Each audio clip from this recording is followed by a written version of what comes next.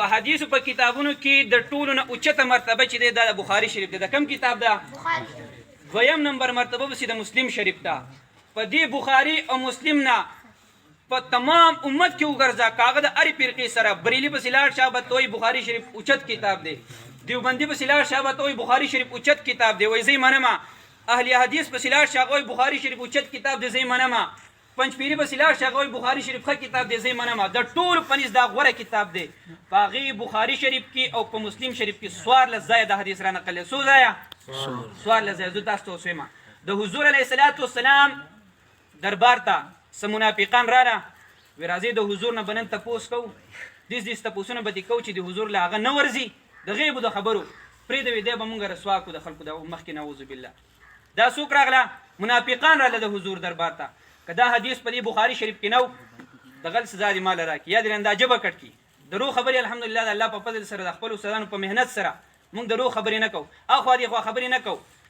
حضور علیه السلام ته را خبره ورسېده چې یاره منافقانو ستا په باره کې داسې خبرې کړي چې مونږ به ځو نن به د حضور نه تپوسونه کوو چې یاره د غیبو خبرو چې یاره هغه حضور له نه ورځي. نو حضور علیه السلام به نعوذ بالله زمونږ ته هغه شرمنده شي.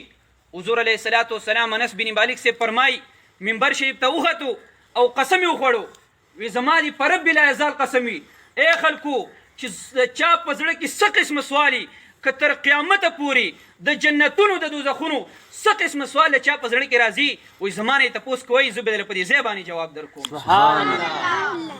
حضور علیه السلام دې ستاسو نه اوس یو تپوس کومه.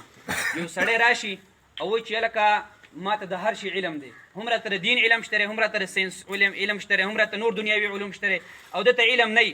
دروغجن دی که نه دی؟ دی که نه؟ اوس راشه حضور علیه الصلاة والسلام دروغ وایي نه وایي. حضور علیه السلام فرمایي چې زما نه د څه شي سوال کوې زه به جواب در کوم. دا حضور اسلام د دې خبرې دعوه ورکړه او ته نه نه علم ورته دیوال نه شاته نشته دی. په ایمان وایي حضور ته یې دروغجن وي که ورته نه وي؟ حضور ته یې دروغجن وي. حضور ته دا هغه خلک دی قسم دی چې په دین په جامه کې ستاسو نه دا ایمانونه وباسي. د عوام خلک د دین نه لکه د دین په جامه کې خلاص کا.